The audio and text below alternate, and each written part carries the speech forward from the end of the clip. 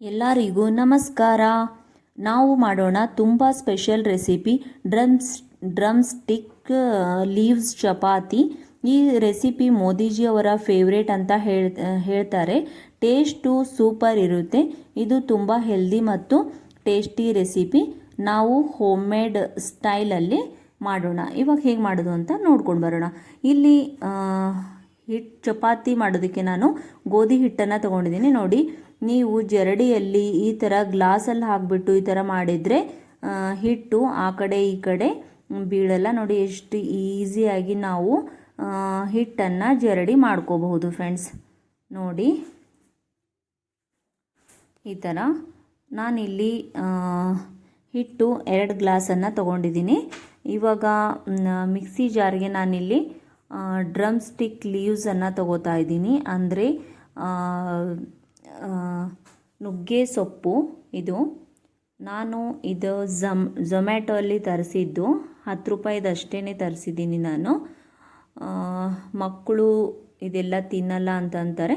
ಅದಕ್ಕೆ ನಾನು ಈ ಥರ ಮಾಡೋಣ, ಮೋದಿಜಿಯವರ ಹೆಸರು ಹೇಳಿದೆ, ಅದಕ್ಕೆ ನಾನು ತಿಂತೀನಿ ಅಂತ ಹೇಳಿದ್ರು. ಅದಕ್ಕೆ ಟ್ರೈ ಮಾಡೋಣ ಅಂತ ತಗೊಂಡೆ. ಇಲ್ಲಿ ನಾನು ಈ ಥರ ಬಿಡಿಸ್ಕೊಳ್ತಾ ಇದ್ದೀನಿ ಸೊಪ್ಪನ್ನು. ಹಾಗೆ ಅದನ್ನು ನೀರಲ್ಲಿ ಹಾಕಿಬಿಟ್ಟು ಚೆನ್ನಾಗಿ ತೊಳ್ಕೊಬೇಕು ಫ್ರೆಂಡ್ಸ್. ಯಾವುದೇ ನಾವು ಹೊರಗಡೆ ತಂದಿರೋ ಅಂಥ ಸೊಪ್ಪಾಗಲಿ ತರಕಾರಿಗಳೆಲ್ಲ ಎಲ್ಲನೂ ತೊಳ್ಕೊಂಡ್ಬಿಟ್ಟೆ ಮಾಡಬೇಕು.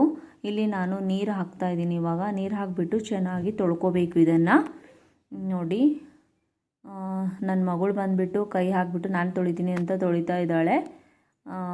ಇವಾಗ ನಾನಿಲ್ಲಿ ಮಿಕ್ಸಿ ಜಾರ್ಗೆ ಹಾಕೋತಾ ಇದ್ದೀನಿ. ಮೊದಲಿಗೆ ಇಲ್ಲಿ ಡ್ರಮ್ ಸ್ಟಿಕ್ ಲೀವ್ಸನ್ನು ಹಾಕೋತಾ ಇದ್ದೀನಿ, ನುಗ್ಗೆ ಸೊಪ್ಪು. ಅದಕ್ಕೆ ಒಂದು ಸ್ವಲ್ಪ ಶುಂಠಿನ ಹಾಕ್ಕೊಂಡಿದ್ದೀನಿ, ಹಸಿ ಶುಂಠಿ, ಮತ್ತು ಓಮ್ ಕಾಳನ್ನು ಹಾಕಿದ್ದೀನಿ 1 ಚಮಚ. ಆಮೇಲೆ ಒಂದು ಸ್ವಲ್ಪ ಕರಿಬೇವು, ಹಾಗೆ ಒಂದು ಸ್ವಲ್ಪ ಕೊತ್ತಂಬರಿ ಸೊಪ್ಪು. ನೀವು ಇದರಲ್ಲಿ ಕೊತ್ತಂಬರಿ ಮತ್ತು ಕರಿಬೇವು ಹಾಕ್ಕೊಳ್ಳಲ್ಲ ಅಂತ ಅನ್ನೋರು ಸ್ಕಿಪ್ ಮಾಡ್ಕೊಳ್ಳಿ ಫ್ರೆಂಡ್ಸ್. ಆದರೆ ಹಾಕಿದರೆ ಚೆನ್ನಾಗಿರುತ್ತೆ. ಇವಾಗ ಒಂದು ಸ್ವಲ್ಪ ನೀರು ಹಾಕಿಬಿಟ್ಟು ಸ್ಮೂತಾಗಿ ಪೇಸ್ಟ್ ಮಾಡ್ಕೋಬೇಕು. ಜ್ಯೂಸ್ ಥರ ಆಗುತ್ತೆ ಅದು. ಇಲ್ಲಿ ನಾನು ಬಿಳಿ ಎಳ್ಳು 1-2 ಚಮಚ ತೊಗೊಂಡಿದ್ದೀನಿ. ಹಾಗೆ ರುಚಿಗೆ ತಕ್ಕಷ್ಟು ಉಪ್ಪು ಮತ್ತು ಅಚ್ಚ ಖಾರದ ಪುಡಿನ ಇದರಲ್ಲಿ ಚಪಾತಿ ಹಿಟ್ಟು ಮಾಡೋದಕ್ಕೆ ತೊಗೊಂಡಿದ್ದೆಲ್ಲ ನಾನು ಗೋಧಿ ಹಿಟ್ಟು ಅದರಲ್ಲಿ ಸೇರಿಸ್ಕೊಳ್ಬೇಕು. ಸೇರಿಸ್ಕೊಂಡಾದಮೇಲೆ ಚೆನ್ನಾಗಿ ಮಿಕ್ಸ್ ಮಾಡ್ಕೋಬೇಕು ಕೈಯಿಂದ. ಮಿಕ್ಸ್ ಮಾಡ್ಕೊಂಡಾದಮೇಲೆ ಇವಾಗ ಇದಕ್ಕೆ ನಾವು ಏನು ಮಿಕ್ಸಿ ಜಾರಲ್ಲಿ ನಾವು ಇದನ್ನು ಪೇಸ್ಟ್ ಮಾಡ್ಕೊಂಡಿದ್ದೀವಲ್ಲ ಅದನ್ನೆಲ್ಲನೂ ಹಾಕಬೇಕು. ನೋಡಿ, ಹಾಕಿಬಿಟ್ಟು ಕಲಿಸ್ಕೊಳ್ತಾ ಇರಬೇಕು. ನೋಡಿ, ಈ ಥರ ಹಾಕಿ ಚೆನ್ನಾಗಿ ನಾದ್ಕೊಳ್ಬೇಕು ಹಿಟ್ಟು. ನಾವು ಚಪಾತಿ ಯಾವ ಥರ ಮಾಡ್ತೀವಲ್ಲ ಅದೇ ಹದನೇ ಇರಬೇಕು. ನೋಡಿ, ಎಲ್ಲನೂ ಹಾಕ್ಬಿಟ್ಟಿದ್ದೀನಿ ನಾನು. ಆದರೂ ಕೂಡ ಇನ್ನೂ ಸ್ವಲ್ಪ ನೀರು ಬೇಕಾಗುತ್ತೆ. ಅದಕ್ಕೆ ಈ ಜಾರ್ ಒಳಗಡೆ ಒಂದು ಸ್ವಲ್ಪ ನೀರು ಹಾಕಿಬಿಟ್ಟು ಎಲ್ಲನೂ ತೊಳ್ಕೊಂಡ್ಬಿಟ್ಟು ಇದರಲ್ಲೇ ಹಾಕ್ತಾಯಿದ್ದೀನಿ. ಹಾಕಿಬಿಟ್ಟು ವೇಸ್ಟ್ ಆಗಬಾರ್ದಲ್ವಾ ಫ್ರೆಂಡ್ಸ್. ತುಂಬ ಒಂದು ಒಳ್ಳೆಯ ರೆಸಿಪಿ ಇದು. ಆಮೇಲೆ ತುಂಬ ಹೆಲ್ದಿಯಾಗಿರುವಂತಹ ರೆಸಿಪಿ. ನೋಡಿ, ಈ ಥರ ಕಲಿಸ್ಕೊಳ್ಬೇಕು. ಇದು ಕಲಿಸ್ಕೊಂಡಾದಮೇಲೆ ಒಂದು ಅರ್ಧ ಗಂಟೆ ನೆನಿಬೇಕು ಫ್ರೆಂಡ್ಸ್. ಹಾಗೆ ಇದ್ರ ಮೇಲೆ ನಾನು 1 ಚಮಚ ಎಣ್ಣೆನ ಹಾಕ್ತಾಯಿದ್ದೀನಿ. ಹಾಕಿಬಿಟ್ಟು ಇನ್ನೊಂದು ಚೂರು ಕಲಿಸ್ಕೊಳ್ತಾ ಇದ್ದೀನಿ, ಮೆತ್ತಗಾಗುತ್ತೆ ಅಂತ. ಆಮೇಲೆ ಚೆನ್ನಾಗಿ ಬರುತ್ತೆ. ನೋಡಿ, ಇವಾಗ ಈ ಥರ ಆಗಬೇಕು ಹಿಟ್ಟು. ನೋಡಿ ಎಷ್ಟು ಚೆನ್ನಾಗಿ ಆಗಿದೆ ಅಂತ, ಕರೆಕ್ಟಾಗಿ ಬಂದಿದೆ. ಇವಾಗ ಇದಕ್ಕೆ ಇದ್ರ ಮೇಲೆ ನೀವು ಒಬ್ಬೊಬ್ಬರು ನ್ಯಾಪ್ಕಿನ್ ಹಾಕಿ ಮುಚ್ಚಿಡ್ತಾರೆ, ಅದು ಎಲ್ಲನೂ ಅಂಶ ಹೀರ್ಕೊಳ್ಳುತ್ತೆ. ಅದಕ್ಕೆ ನಾನು ಪಾತ್ರೆ ಮುಚ್ಚಿಟ್ಟಿದ್ದೀನಿ. ಇವಾಗ ಇಲ್ಲಿ ಒಂದು ಅರ್ಧ ತಾಸು ಆಗಿದೆ ಫ್ರೆಂಡ್ಸ್. ಅರ್ಧ ತಾಸಿಗಿಂತ ಹೆಚ್ಚಿಗೆ ನೆನೀಲಿ, ಅದಕ್ಕಿಂತ ಕಮ್ಮಿ ಅಂತೂ ಬೇಡ ಫ್ರೆಂಡ್ಸ್. ತುಂಬ ಚೆನ್ನಾಗಿ ಬರಬೇಕು ನಮಗೆ ಪರಾಠ, ನುಗ್ಗೆ ಸೊಪ್ಪಿನ ಪರಾಠ ಅಂತ ಅಂದರೆ ಅರ್ಧ ಗಂಟೆ ಆದರೂ ನೆನಿಲೇಬೇಕು.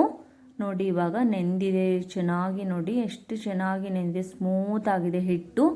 ಆಮೇಲೆ ಈಗ ಚಪಾತಿ ನಾವು ಉಳ್ಳೆ ಹೇಗೆ ಮಾಡ್ಕೋತೀವಲ್ವಾ, ರೌಂಡಾಗಿ ಅದೇ ಥರನೇ ಮಾಡ್ಕೋಬೇಕು. ನೋಡಿ, ಇಲ್ಲಿ ನಾನು ಈ ಥರ ಮಾಡ್ಕೊಳ್ತಾ ಇದ್ದೀನಿ. ನೀವು ಚಿಕ್ಕದು ಮಾಡಿಕೊಂಡ್ರೆ ಚಿಕ್ಕದು ಆಗುತ್ತೆ ಉಳ್ಳೆ, ದೊಡ್ಡದಾಗಿ ಮಾಡಿಕೊಂಡ್ರೆ ದೊಡ್ಡದಾಗಿ ಬರುತ್ತೆ ಚಪಾತಿ. ನೋಡಿ, ಇವಾಗ ಪುಡಿ ಹಿಟ್ಟು, ಹಸಿಟ್ಟು ಅಂತಾರೆ, ಅದು ಕೂಡ ಗೋಧಿ ಹಿಟ್ಟೆ. ಅದನ್ನೆಲ್ಲನೂ ಸ್ವಲ್ಪ ಹಾಕಿಬಿಟ್ಟು ಅದರಲ್ಲಿ ಅದ್ದಿ ಆಮೇಲೆ ನಾನು ಲಟ್ಟಣಿಗೆಯಿಂದ ಈ ಥರ ಲಟ್ಟಿಸ್ಕೊಳ್ತಾ ಇದ್ದೀನಿ. ನೋಡಬಹುದು ನೀವು, ನೋಡಿ ಈ ಥರ ಲಟ್ಟಿಸ್ಕೊಂಡ್ಬಿಟ್ಟು ಒಂದು ಸ್ವಲ್ಪ ಲಟ್ಟಿಸ್ಕೊಂಡ್ಬಿಟ್ಟು ಅದರ ಮೇಲೆ ಒಂದು ಸ್ವಲ್ಪ ಎಣ್ಣೆನೋ ಅಥವಾ ತುಪ್ಪನೋ ಹಾಕಿಬಿಟ್ಟು ನಾವು ಮತ್ತೆ ಈ ಥರ ಮಡಚ್ಕೊಂಡ್ಬಿಟ್ಟು ನಾವು ಮತ್ತೆ ಚಪಾತಿನ ಲಟ್ಟಿಸ್ಬೇಕು. ಈ ಥರ ಮಾಡೋದ್ರಿಂದ ಚಪಾತಿ ಎಷ್ಟು ಚೆನ್ನಾಗಿ ಬರುತ್ತೆ ಅಂದರೆ, ಚಪಾತಿ ಮಾಡಿಬಿಟ್ಟು ನೀವು 1 ಗಂಟೆ ಅಲ್ಲ 2-3 ಗಂಟೆನೂ ಇಟ್ಟರೂ ಕೂಡ ಅದು ಮೆತ್ತಗಿರುತ್ತೆ ಅಂತ ಹೇಳಿ ಇದು ಒಂದು ಟಿಪ್ಸು. ಇವಾಗ ನಮ್ಮ ಇದು ಹಂಚನ್ನು ನಾನು ಇಟ್ಕೊಂಡಿದ್ದೆ ಅಲ್ಲ, ನಾನಿಲ್ಲಿ ನಾನ್ ಸ್ಟಿಕ್ಕನ್ನು ಇಟ್ಕೊಂಡಿದ್ದೀನಿ. ನಿಮ್ಮ ಹತ್ರ ಯಾವುದಿದೆಯೋ ಅದನ್ನು ನೀವು ಇಟ್ಕೊಳ್ಬಹುದು. ಇವಾಗ ಹಾಕಿದ್ದಾದಮೇಲೆ ಅದ್ರ ಮೇಲೆ 1 ಚಮಚ ನಾನಿಲ್ಲಿ ತುಪ್ಪ ಹಾಕಿದ್ದೀನಿ. ಮತ್ತು ಈ ಕಡೆ ತಿರು ಹಾಕೊಂಡ್ಮೇಲೆ ಇನ್ನೂ 1 ಚಮಚ ತುಪ್ಪ ಹಾಕಿಬಿಟ್ಟು ಎಲ್ಲ ಕಡೆನೂ ಈ ಥರ ಸವರ್ಕೊಂಡಿದ್ದೀನಿ. ನೋಡಿ ಎಷ್ಟು ಕಲರ್ಫುಲ್ ಆಗಿರುವಂತಹ ಹೆಲ್ದಿ ನುಗ್ಗೆ ಸೊಪ್ಪಿನ ಚಪಾತಿ, ನುಗ್ಗೆ ಸೊಪ್ಪಿನ ಪರಾಠ ರೆಡಿ ಆಯಿತು ಅಂತ ನೀವು ನೋಡಬಹುದು. ತುಪ್ಪ ಹಚ್ಚಿದಾಗ ಹಂಚಿದ ಮೇಲೆ ತುಪ್ಪ ಹಚ್ಚಿದ ಮೇಲೆ ಹೊಗೆ ಬರುತ್ತೆ, ಅವಾಗ ಏನು ಮಾಡಬೇಕು ಅಂತ ಅನ್ನೋರು ನೀವು ಅಲ್ಲಿ ನೀವು ಎಣ್ಣೆನ ಹಚ್ಕೊಂಡ್ಬಿಟ್ಟು ಚಪಾತಿ ನೀವು ಏನು ಇಡ್ತಾ ಒಂದು ಪ್ಲೇಟಲ್ಲೋ ಅಥವಾ ಡಬ್ಬದಲ್ಲೋ ಇಡ್ತೀರಲ್ವ, ಆವಾಗ 1 ಚಪಾತಿ ಮೇಲೆ ನೀವು 1 ಚಮಚ ತುಪ್ಪ ಹಾಕಿಬಿಟ್ಟು ಎಲ್ಲ ಕಡೆ ಸವರ್ಬಿಟ್ಟು ಹಾಗೆ ಮತ್ತೆ ಅದ್ರ ಮೇಲೆ ಇನ್ನೊಂದು ಚಪಾತಿ ಕೂಡ ಇಡಬಹುದು. ಮತ್ತು ತಿನ್ನುವಾಗ ನೀವು ಅದ್ರ ಮೇಲೆ 1 ಚಮಚ ತುಪ್ಪ ಹಾಕ್ಕೊಂಡ್ಬಿಟ್ಟು ಕೂಡ ತಿನ್ನಬಹುದು. ಇಲ್ಲಿ ನಾನು ಈರುಳ್ಳಿ ಚಟ್ನಿ ಮಾಡಿದ್ದೆ, ಹಾಗೆ ಹಸಿ ಮೆಣಸಿನ್ಕಾಯಿ ಇಟ್ಟಿದ್ದೀನಿ. ಯಾರಿಗಿಷ್ಟನೋ ಅವರು ತಿನ್ನಬಹುದು. ನನಗಂತೂ ಹಸಿ ಮೆಣಸಿನ್ಕಾಯಿ ತಿನ್ನೋಕ್ಕಾಗಲ್ಲ. ಇಲ್ಲಿ ನಾನು ಕೆಂಪು ಚಟ್ನಿ ಇಟ್ಟಿದ್ದೀನಿ, ಆಮೇಲೆ ತೆಂಗಿನಕಾಯಿ ಚಟ್ನಿ ಇಟ್ಟಿದ್ದೀನಿ, ಆಮೇಲೆ ಒಂದು ಸ್ವಲ್ಪ ಇದು ಸಾರು ಕೂಡ ಇಟ್ಟಿದ್ದೆ ಯಾರಿಗೆ, ಅಥವಾ ತುಪ್ಪ ಕೂಡ ಇಟ್ಟಿದೆ. ಮಕ್ಕಳಿಗೆ ನೀವು ತುಪ್ಪ ಸವರ್ಬಿಟ್ಟು ಹಾಗೆ ನೀವು ರೋಲ್ ಮಾಡಿಕೊಟ್ರೆ ಅವ್ರು ಹಾಗೆ ಕಚ್ಕೊಂಡು ತಿಂತಾರೆ ಅಂತ ಹೇಳ್ಬೋದು. ಇವಾಗ ನಮ್ಮ ಹೆಲ್ದಿಯಾಗಿರುವಂತಹ ಚಪಾತಿ ರೆಡಿ ಆಯಿತು ಫ್ರೆಂಡ್ಸ್.